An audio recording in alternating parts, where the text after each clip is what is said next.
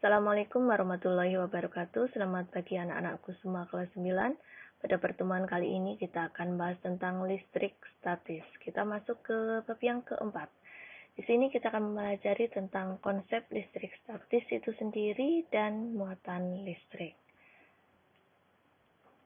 Untuk konsep listrik statis, sebenarnya kalian sering temui dalam kehidupan sehari-hari. Sebagai contohnya yang ada di gambar ini, yang gambar yang tengah, kalian sering melakukannya. Kalian menggosokkan penggaris plastik ke rambut, kemudian didekatkan dengan serpihan kertas, maka apa yang akan terjadi?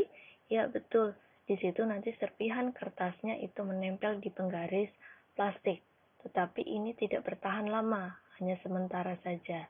Jadi nanti di sini listrik statis terjadi akibat adanya interaksi antara dua benda bermuatan listrik tetapi hanya bersifat sementara.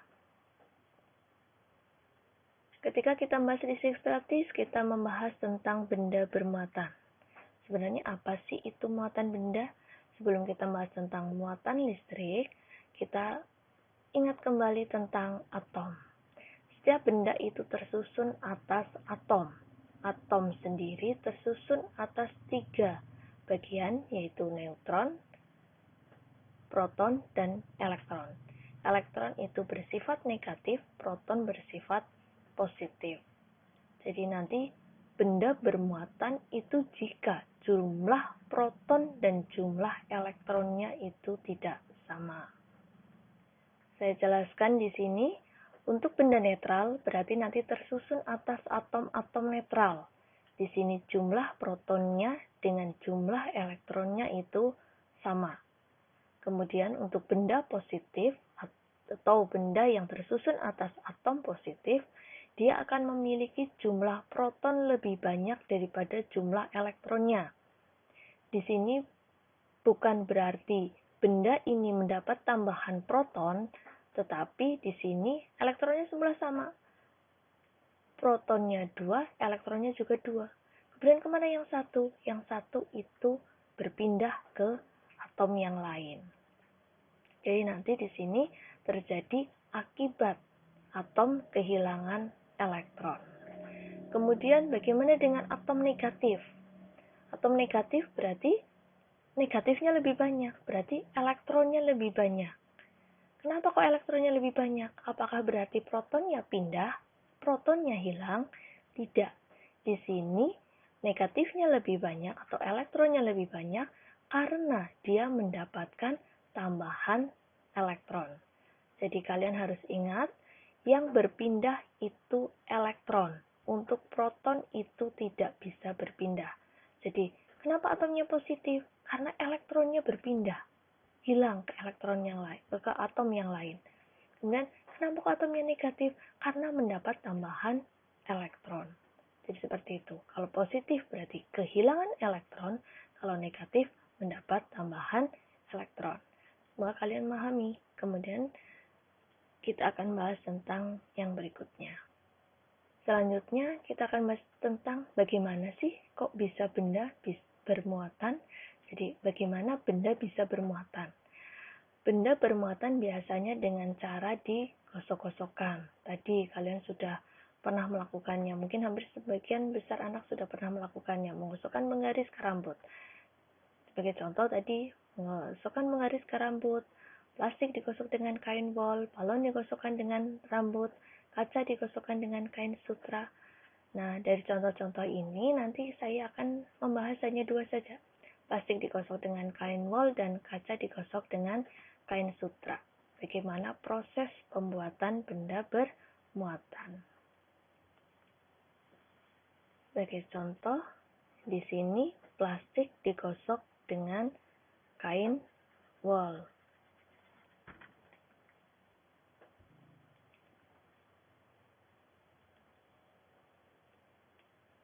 Ketika plastik digosokkan dengan kain wol, nanti di sini akan terjadi perpindahan elektron dari kain wol ke plastik. Jadi di sini ada positif, ada negatif. Di sini ada plus, ada min, ada plus, ada min.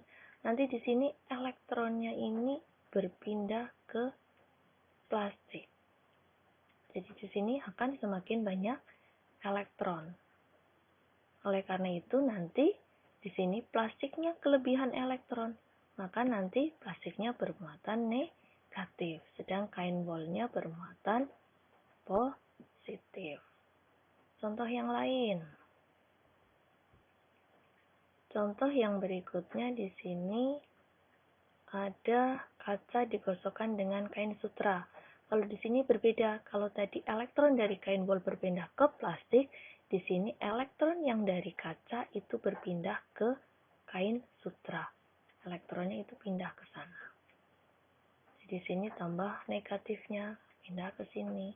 Sehingga nanti di sini kain sutranya bermuatan negatif, tapi kacanya tadi kehilangan elektron, maka kacanya bermuatan positif.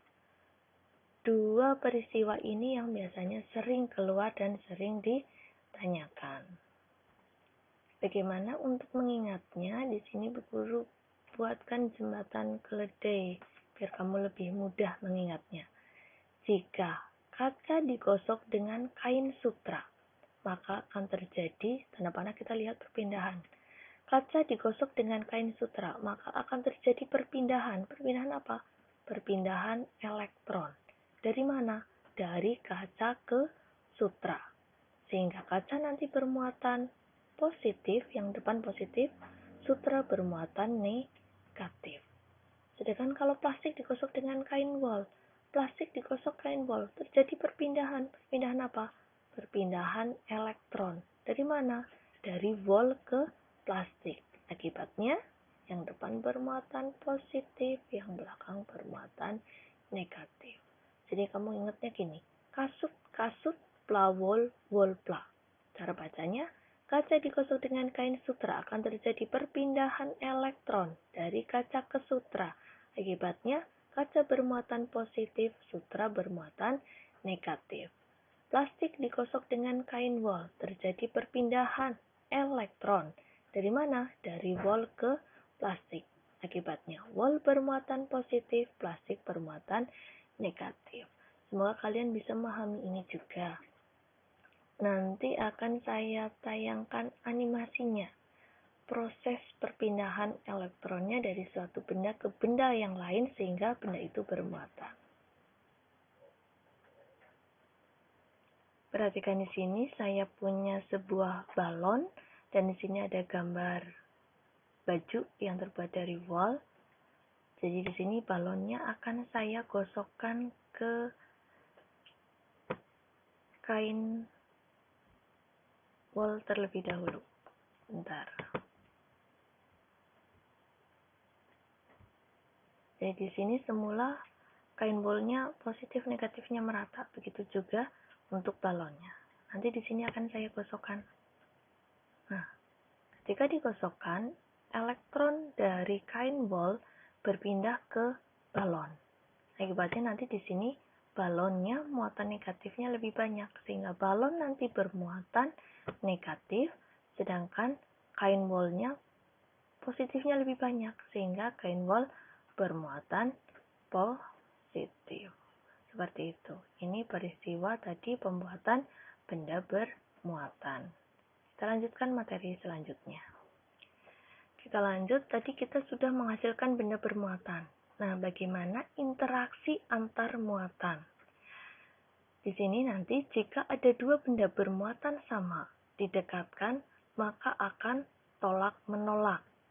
Jadi kalau sama, dia akan tolak menolak. Terus, bagaimana jika dua benda didekatkan yang berbeda, positif dengan negatif? Ini nanti akan tarik menarik. Kalau positif dengan positif tolak menolak, kalau negatif dengan negatif juga akan tolak menolak, kalau positif dengan positif akan tarik menarik. Kalau positif nanti di sini akan tolak menolak. Kalau negatif juga akan tolak menolak. Maaf. Dan arahnya kalau negatif dengan positif akan tarik menarik. Seperti itu. Saya akan berikan satu contoh soalnya. untuk interaksi antar muatan, di sini ada soal jika benda C bermuatan positif, maka berturut-turut A, B, D, dan E bermuatan titik-titik. Caranya di gambar kita langsung saja tuliskan. C bermuatan positif, tulis saja. C bermuatan positif. Yang dekat C apa? D. Ternyata D itu tarik-menarik, karena berdekatan berarti tarik-menarik. Kalau tarik-menarik tadi berbeda jenis, berarti kalau di sini positif, di sini negatif. C dan B tolak-menolak, berjauhan, berarti artinya sama. Jadi nanti di sini positif. B dengan A berdekatan, berarti artinya di sini negatif. D dengan E tolak-menolak, berjauhan, berarti nanti di sini negatif. Kesimpulannya nanti A muatannya negatif, B muatannya positif, D muatannya negatif, E muatannya negatif. Bisa dipahami? Semoga bisa nggih. Kita lanjut ke materi selanjutnya. Kita lanjut yang berikutnya, yaitu induksi muatan listrik. Suatu benda netral, jika didekatkan dengan benda bermuatan listrik, maka akan terjadi hal sebagai berikut. Ini sebagai contohnya. Ada benda netral didekati oleh benda yang bermuatan positif. Sini mendekat. Kalau yang mendekat positif, maka di sini, di satu ruangan itu, misalkan di sini ada cowok. Di sini ruangan ada cowok, ada ceweknya. Kemudian ada cowok mendekat. Kira-kira yang tertarik untuk melihat itu cowok juga apa cewek? Pasti cewek kan ya. Jadi kalau di sini ada positif mendekat, berarti yang tertarik untuk melihat itu adalah yang negatif. Positifnya kemana? Positifnya menjauh. Nah, kebalikannya, jika ada benda netral didekati oleh benda bermuatan negatif, yang mendekat negatif, otomatis yang tertarik yang mana? Yang positif. Yang negatifnya kemana? Negatifnya menjauh. Nah, di sini seolah-olah antara muatan positif dan muatan negatif itu terpisah. Nah, kesimpulannya, peristiwa pemisahan muatan listrik dalam suatu benda akibat didekati oleh benda lain yang bermuatan listrik, ini yang disebut dengan induksi listrik. Jadi kalau ada pertanyaan, apa sih itu induksi listrik? Induksi listrik adalah peristiwa pemisahan muatan listrik dalam suatu benda akibat didekati benda lain yang bermuatan listrik. Seperti itu. Kita lanjutkan yang terakhir, yaitu elektroskop. Apa sih itu elektroskop? Elektroskop adalah alat yang digunakan untuk mengetahui ada tidaknya muatan listrik pada benda. Untuk bagian-bagian elektroskop yang harus kamu pahami itu sebenarnya hanya 2 bagian, yaitu yang pertama adalah kepala elektroskop. Ini biasanya terbuat dari logam. Dan untuk di sini logam bejal, kalau yang di sini ini adalah kaki elektroskop. Kalau ini tadi kepala. Kalau ini kaki elektroskop. Bedanya kaki elektroskop itu biasanya ukurannya lebih pipih. Jadi tipis. Ini untuk bagian-bagian elektroskop. Terus bagaimana untuk cara kerjanya? Cara kerja elektroskop kita bahas di sini.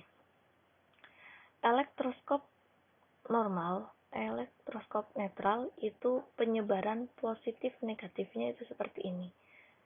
Untuk daun elektroskopnya itu masih mengatup. Terus bagaimana jika ada elektroskop, kepala elektroskopnya didekati oleh benda yang bermuatan negatif. Jadi kita ingat prinsip dari induksi listrik. Kalau benda netral didekati oleh benda yang bermuatan negatif, maka yang mendekat apa? Yang mendekat itu adalah yang positif. Terus negatifnya kemana? Negatifnya lari ke kaki elektroskop. Di sini jadi negatif. Nah, tadi kalau negatif dengan negatif tolak menolak, sehingga kaki elektroskop atau daun elektroskopnya bagaimana? Daun elektroskopnya akan membuka. Jadi kalau ada elektroskop didekati dengan sebuah benda kok kakinya membuka, berarti artinya benda tersebut adalah benda yang bermuatan. Bagaimana kalau didekati oleh benda yang bermuatan positif? Contohnya, nah di sini saya sudah gambarkan ada elektroskop netral. Misalkan tadi positif, berarti sekarang tadi negatif, sekarang yang positif. Kalau didekati benda bermuatan positif, yang mendekat yang mana? Yang mendekat itu yang negatif. Kemana kakinya? Kakinya lari ke kaki atau ke daun elektroskop. Sini positif, sini positif, sini positif. Sama tadi, daun elektroskop membuka, berarti benda yang didekatkan adalah benda yang bermuatan. Bagaimana kalau didekati benda yang tidak bermuatan? Sini positif, negatif, positif, negatif. Maka yang mendekat di sini juga positif, negatif, positif, negatif. Di kaki elektroskopnya bagaimana? Di kaki elektroskopnya, di sini tidak terjadi berpindah, tidak terjadi pergeseran. Di sini untuk kaki elektroskopnya sini masih sama, positif negatif, sehingga dia akan tetap menutup, tidak membuka. Seperti itu. Pertemuan kali ini cukup sampai di sini. Untuk materi selanjutnya kita lanjutkan di minggu depan. Semoga kesehatan selalu bersama kita, kesuksesan juga selalu bersama kita. Semangat. Assalamualaikum warahmatullahi wabarakatuh.